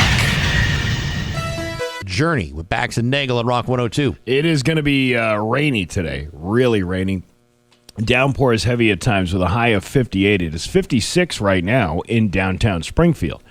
This is a story out of Utah. Moments before a Utah judge sentenced Corey Richens to life in prison without the possibility of parole for murdering her husband, the children's grief book author spoke publicly for the first time. I guess if you got to create content, you can't. Sometimes you can't wait for the content to come to you. Sometimes you got to go and create the content yourself. Richens stood at the podium in a lime green jail uniform on Wednesday and sobbed as she delivered a message to her 3 young sons, offering marriage advice while pleading for forgiveness and insisting she never abandoned them. She begged her sons, who were not present in court, "Please just don't give up on me." She later encouraged them to always be like your dad. The 35-year-old was sentenced Wednesday to life without the possibility of parole after a jury convicted her in March in the fentanyl poisoning and death of her husband, Eric Richens. "The one thing I need you boys to know is that I did not abandon you. Regardless of what anyone tells you, I would never leave you boys. And I'm so sorry that even for 1 second that you think that I did. Except for the part where I poisoned your dad with fentanyl." And the part where I'll be spending the rest of my life in jail. Prosecutors said Richens poisoned her husband in 2022 by lacing his cocktail with 5 times the lethal dose of fentanyl at their home near Park City. Jurors also found that she attempted to poison him weeks earlier on Valentine's Day using a fentanyl-laced sandwich. Roses are red, violets are blue. I have a fentanyl sandwich for you. Authorities said the real estate agent and house flipper was drowning in debt, secretly opened multiple life insurance policies on her husband, and believed she would inherit more than $4 million after his death. Prosecutors also alleged she was planning a future with another man. Sounds to me like you got the mother of the year over here. Well, I mean, she's just trying to get ahead. Oh boy, I think when you appeal to your children and say, "Hey, I didn't, listen, this had nothing to do with you. This is just between me and him. And that freeloader I was married to. Yeah. Your father." And I think that kind of puts the kids in a very awkward position, don't you? I would think so. Despite the conviction, Richens maintained her innocence during Wednesday's hearing and used the opportunity to give advice to her children.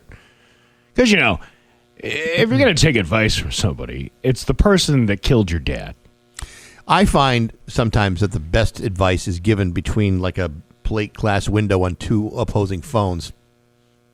That's usually how many good relationships are built. I've also find if you're going to get good, reasonable life coaching, the person on that phone with the plate glass window, the one that's going to be staying there overnight is usually the one who is best equipped to give you real good life coaching. Really good life coaching. Yes, like you be all you can be. Look at me. I'm like the king of the cell block over here, but on the outside, you just do what's best for you. Be there. Be there now. Be there, then there now. But be there right now. She told her sons that she had been unable to contact them since early 2024 after custody was transferred to Eric Richens' family, and claimed her letters and calls never reached them. Oh, gee, that sounds like someone is screening their calls. Is a letter for you, for your mom? I don't want it. Put it back. I did not just walk out of your lives one day, never return, never call, never show up. Regardless of what anyone tells you, I would never, ever, and I am so sorry. I mean, I am perfectly capable of killing your father, but it wasn't because I didn't care for you. She told them not to give up on her. I just didn't care for your father. She said, "I promise you, boys, one day it'll be over." Much of Richens' statement focused on advice about love, marriage, and resilience. You got a lot of balls, lady. You're talking about love and marriage. You're giving marriage advice to your children. after you murdered their father. Yeah. Well, listen, you know what you like. Mm-hmm. She admitted that both she and her husband, the boy's father, had made mistakes during their marriage. Especially that killing thing. That might have been a big mistake. I fell in love with someone who wasn't your dad. Your dad fell in love with someone who wasn't me. I did things behind your dad's back, and he did things behind my back. She urged her sons to choose forgiveness and choose love, warning them to not let resentment control their lives. So if you knew that he was walking out on you, and he knew that you were walking out on him, why didn't you just end the marriage? Why didn't you just end the marriage? She did. Well, yes, but there are less dramatic ways of doing it. That's not to say that divorce isn't not a messy traumatic thing. and dramatic. It most certainly is. But there's, killing the person is probably a bit of an overreach. Richens also encouraged her sons to stay true to themselves despite public scrutiny surrounding it. Don't let anyone choose the direction of your life by their opinions or their judgments. These are the same kind of platitudes I once heard Kevin Cronin use in a live performance with REO Speedwagon. I do remember that. Keep pushing. And keep on loving you. Keep on loving you. Everyone's entitled to their opinion. It doesn't make it true. She ended her remarks by saying, I will love you forever. Much like I promised your dad when I heard the vows when we got married. I will love you forever, especially 25 years to life. Earlier on Wednesday, you can come see me anytime you want. I'm not going anywhere. I mean, weekends and certain hours, but you can come see me anytime you want. One child talked about how Richens would put us in the basement while she was with the neighbor. I felt scared because I thought something really bad was happening again. She would take me to places that smelled really bad. Everything she did made me feel uncomfortable. It sounds like she was not Mother of the Year. Steve, when you're in the throes of the worst time in your life, can you really be counted on to make great parenting decisions? I don't know if she was in a place to do that, especially when she had all that fentanyl. The case captivated true crime enthusiasts when Richens was arrested in 2023 while simultaneously promoting her children's book about a boy coping with the death of his father. Well, I guess if you're gonna write a book, art imitating life, that's the best way to know for sure how to write the book. You do something you know all about. Right. I killed your dad. But here's a book that I wrote on how to deal with that. This one has pop-ups. Ooh, look. There's Mom in a jail cell. Here's you coming to visit Mom. Yeah. The only pop-up that doesn't work is that your pop will never pop up. It's funny how people, even after they've gotten caught and they've gotten, clearly convicted of something where the evidence was like overwhelming, still, clawing at the bit to say, none of this is true, by the way. Well, the thing about sociopathic behavior, narcissism, that kind of thing, most people in that position with those kinds of personality flaws never really see the error of their ways. It's always somebody else. Well, I wonder how that book's doing. Probably flying off the shelves. And by that, I mean being thrown across rooms by families all across America. I mean, I got a whole library full of grief books at my house. Maybe I'd pick up this one.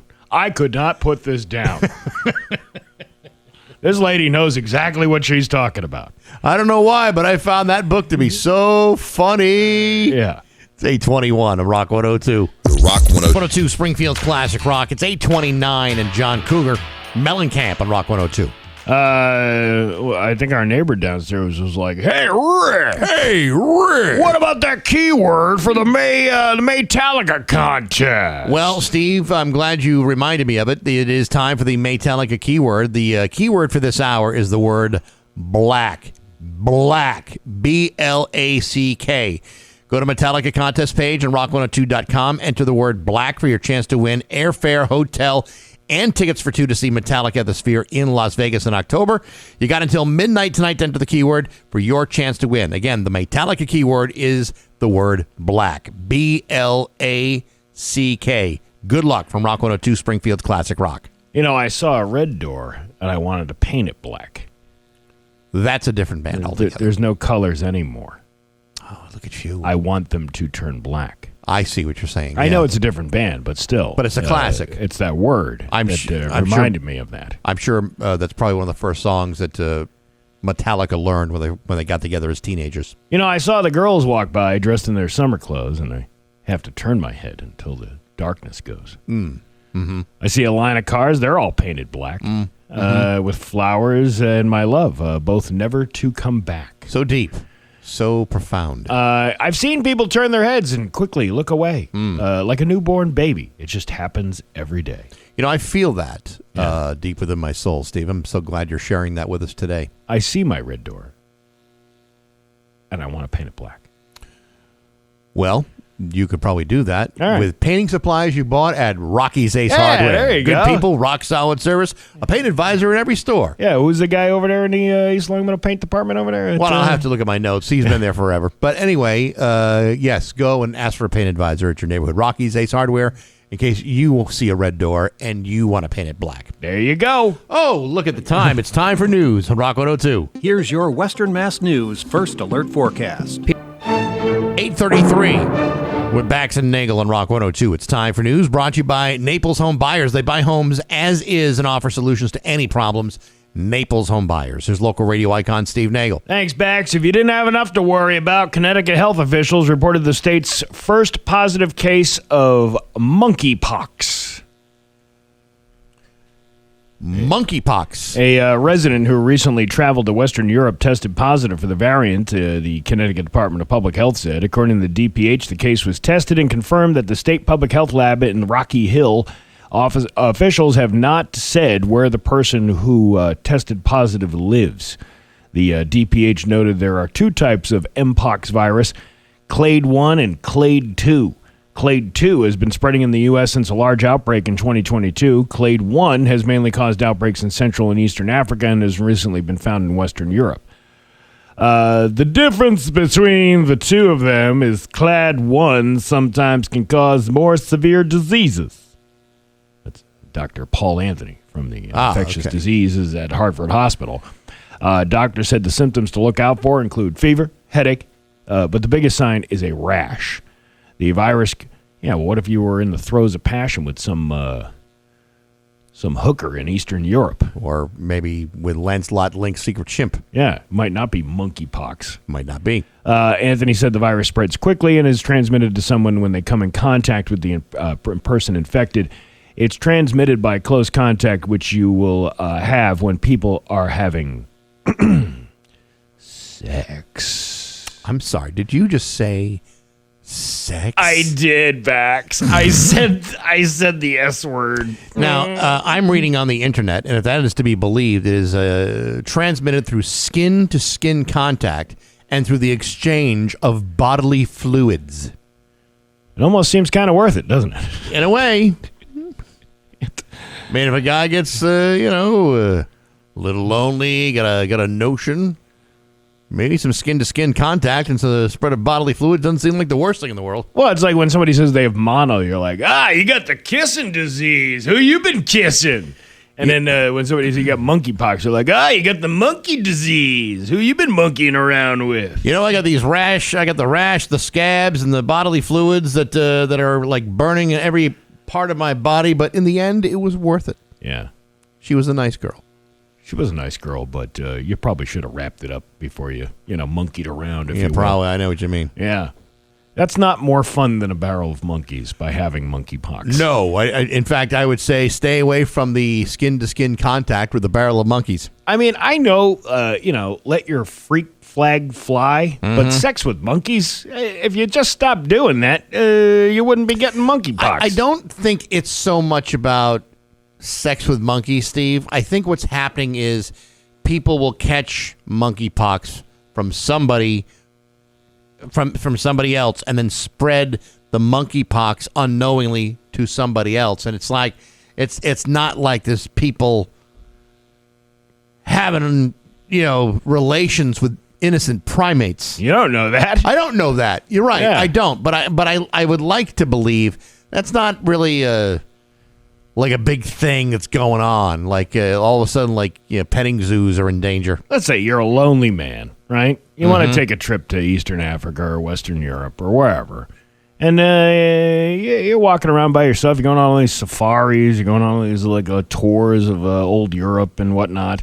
And then you get a little randy. And there's nobody nearby. And you're walking down an alleyway and you see this monkey standing there with the lipstick on and the dress. Looking attractive. Yeah. Yeah, and sure. You're like, and all of a sudden you hear, hey, you. And then you look over and you're like, ooh, that's a good-looking monkey. And then the monkey is like, you looking for a date tonight? Yeah. I'm a very cautious man, Steve. and I try not to go to any potential third world country that is rife with diseases. Unless there's a AAA recommendation specifically for that location. Yeah. So unless AAA can vouch for my safety, I'm not so sure I'm going to go to that African nation and wait for someone to say, hey, you want a date? $5. What if it's a good-looking monkey? $5. What if it's a really good-looking monkey? What if you're like, you know what? I've always wanted to try a hairier woman. If you can get beyond that whole thing where she's tossing scat around the cage, then I suppose she's as good looking as any other monkey. My grandfather used to open a suitcase. He tried to. Could never get inside. I'll tell you, this box isn't locked as tight as that one. She was selling pencils by that organ grinder. I couldn't help myself. She was so beautiful. I could see by the glint in her eyes. She wanted me from afar. You know that song I lost my virginity to? What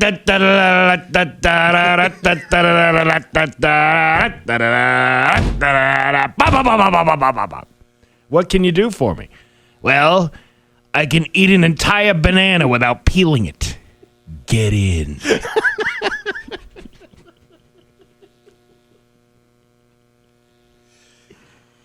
Oh, boy. Oh, this monkey talk. We're going to be talking about pigs in a couple of minutes here. I don't know what's going on.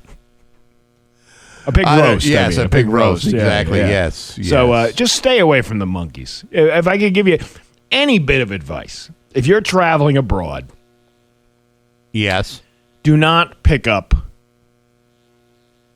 sex being solicited by a monkey. That's my best advice I can give. Here we come. That's what she said. Walk down the street. We get the funniest looks from everyone we meet. Hey, with a monkey! Get a monkey around! We're too busy singing. I got to run all around. Oh, you're looking good there. Do what we like to do. You don't think Davy Jones ever picked up a monkey? That's how they got the name. No, but I had my suspicions about Peter Tork. There's a monkey! People have a monkey around! We're too busy singing to put anybody down! Let's try to be friendly! This was like the One Direction of the 1960s. But we go both directions around here in Monkey Land. We should have just ended it there, I guess. Yeah, you probably could. Your Pioneer Valley forecast today is going to be rainy with a high of 58. Tomorrow, rainy with a high of 59. It is 56 right now in downtown Springfield. I'm Steve Nagle, and that's the news on Rock 102. Yeah. Who do the Foo Fighters? Bax and Nagle on Rock 102. Lots of rain today with a high of 58. It is 56 right now in downtown Springfield. The Ride to Remember is coming up in, I believe, September 12th. And in the studio to talk about not only that, but also about what's... I just handed Bax a crib note cheat sheet. Yeah, okay, listen. John Delaney is in the studio, and you're right. Last time you were here, I had a total brain fart. It's not like I haven't known you for 30 years, but then for whatever reason, I'm completely. That was awesome. You sons of bitches! I didn't even. He put him didn't up know to about it. I know. Of course, he was going to do Write it. your crib note cheat sheet I so kind of you wouldn't remember. I kind of expected something, but if you notice, I put your name in a card over here too, so I wouldn't screw it up again. There you go. But you got a great event coming up this Saturday at Vanish Valley. Tell us what's going on. Yeah, the great event is September 12th, and this year we're riding to honor the 9/11 heroes. It's the 25th anniversary, if you can believe it or not, for the 9/11 tragedy that took America off its kilter. And we have a big fundraiser this Saturday, and we really need the money now. This is the fundraiser that supplies all the riders with their food, breakfast, lunch, and dinner for the after-party entertainment, the towel service that we provide after showers, the transportation, the gas, everything goes into this fundraiser. So it's hugely important that people come out. And this is Police Week this week. And we, on this Ride to Remember, we're going on 15 years, guys. 15 years since the ride has started. And we have a lot of charities that in Western Massachusetts that we donate to through our charity. And this Saturday is the event that makes us and allows us to have the ride and to be successful. So we need people to show up to Vanish Valley at 2 o'clock in Ludlow, Massachusetts. The Floyd Patterson Band, amazing following that they have, is going to be entertaining from 2 to 6. Plus, Mike, who was in here yesterday from Vanish Valley, is putting up quite a spread for you guys too. So it's going to be food, eating, drinking, fun, and activities for kids too. Yeah, just the entertainment of watching Mike do the pig roast. It's crazy. He does 2 big pigs with apples in their mouth. It's amazing. If you like pork, it's just something. Yeah. It's something to. May I interrupt for just 1 second? You're not going to go into monkeypox, are you? Well, no.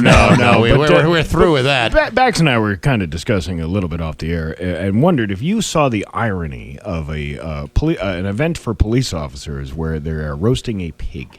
Why do you think we do it? There you go. That's what I thought. Okay, perfect. But Floyd Patterson, that's a great band. They're awesome. I've seen them many times. Floyd used to work here many years ago. Yeah, about 1 million years ago. He did? Yes. Great guy. How is? I worked here for 21 years, and this is the only time I'm. It was probably before you got here. He was on the road crew for a period of time. Oh, I used to go. Floyd's awesome. And you got your raffles. You probably got lots of cool stuff. Really good stuff. A lot of police-related stuff. It's going to be great. But again, just emphasizing to your listening public, we need your help. We need you to show up. It's only $20. You get the band playing for 3 hours. You get all-you-can-eat pig roast with all the fixins. And it's too bad you couldn't get a better weather day, too. It's supposed to be 75 and sunny, which is going to be great. The last 3 years that we've done this, it's been pouring rain.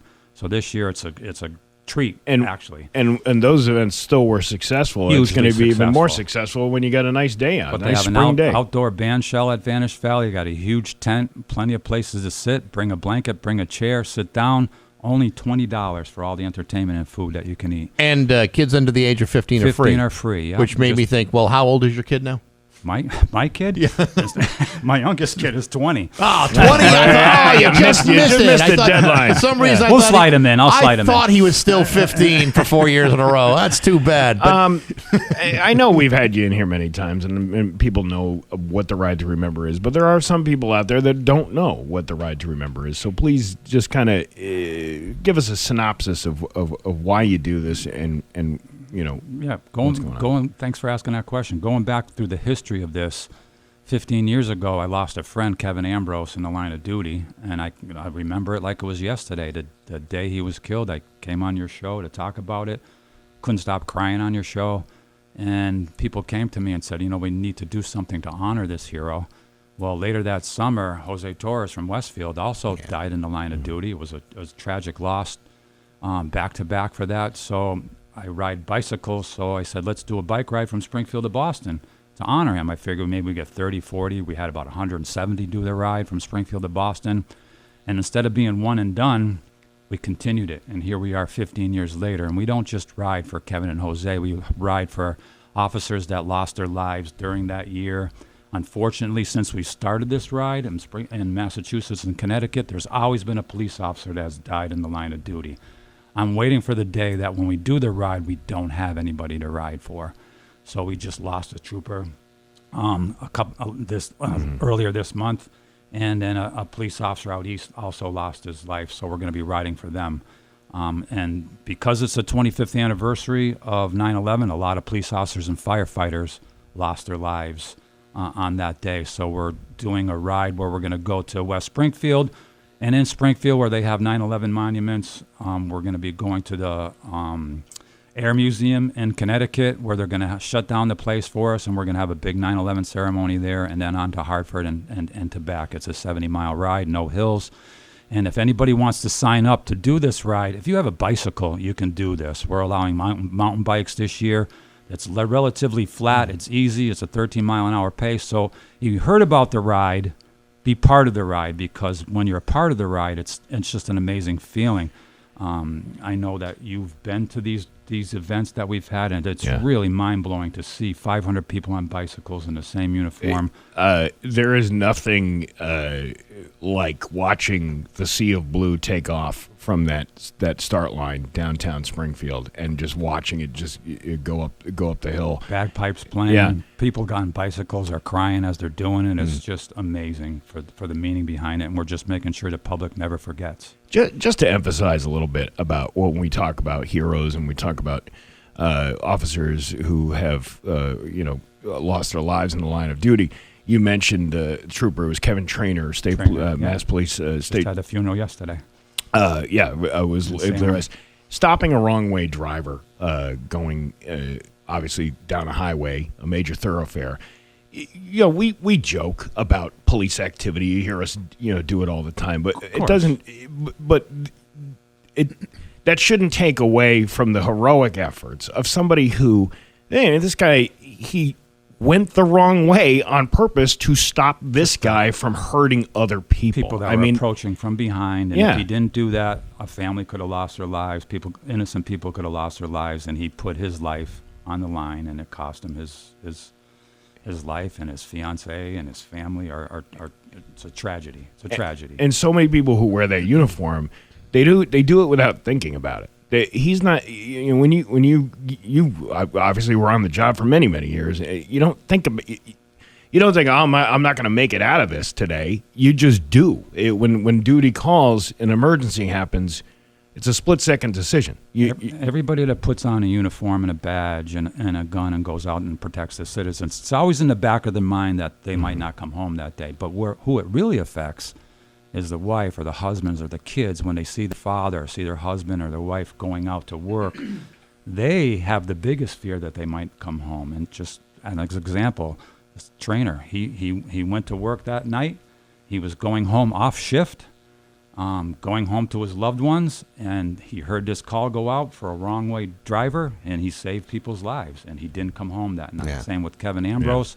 He went to roll call one morning, and he didn't come back. And now his family and the Alan Beauregard, Michael Scavina, all my friends that have died in the line of duty, their families are left behind. So this is why we do the ride, to remember, to honor them, but also honor the family that we as a public will never forget. But John, I've said this before to you, and I think it should be said again. I give you credit because we've done events for years, and we know that organizing events, funding events, executing an event is not an easy thing to do year after year. It's one of the reasons why a lot of people simply just don't do it, because it is taxing and it's a lot of work. But you have turned this thing into something that people really do look forward to, and it's something that's important for the community. And the fact that you continue to do it, even after you've retired from police work, I got to give you credit for continuing to do this. I think it's incredibly admirable and very impressive that it's still going on after all these years. I thank you for that, but there's a team behind this. It's not just me. Oh, no. Take the credit. Come on, John. My wife, Gabby, is huge into this. Every year after the end of this, I don't sleep before the event, and I ride every mile. And then when I'm done with it, I say, this is it. And she just laughs at me because she knows this is not it. And here we are 15 years later. Shannon Mumblow, who you guys know, she's a huge part of the teamwork that puts together the ride stops and puts together a whole 100 volunteers that come out and do this. The volunteers that take part in this, there's over 100, they have more fun than the people on the bikes. No. Jumping from rest stop to rest stop, making sure that everybody's hydrated and safe and fed, and it's really a huge event. And again, to put this on, we need the cash. We need the money. And I know times are tough right now, but we're only asking $20 for a concert and all the food you can eat at Spanish Valley. And that's coming up on Saturday. This Saturday. Sunny, beautiful day. Help us help people not forget. Sergeant Ed Flynn, thanks so much for coming. I'm sorry, Sergeant Don Delaney, thank you so much for coming in. Oh, my God, there's a flash in the past. Like I'm pulling names out of a hat. No, Sergeant Don Delaney. We couldn't wait for him to go to Milwaukee. We always appreciate you coming in here and talking about this stuff. Appreciate it. I'll be back right before the ride to spurn some interest and get people downtown to see what you've just talked about, Steve, in regards to seeing the Sea of Blue. But I'll come back right before the ride on September 12th, and I hope to see everybody out there listening to my voice. Well, I'm going to stop by because I love roasting pigs, and that's the perfect place to roast do it. away. Yeah, roast away. It's 8:59 with Bax and Nagle on Rock 102. Call or text us anytime on the Route 10 Tire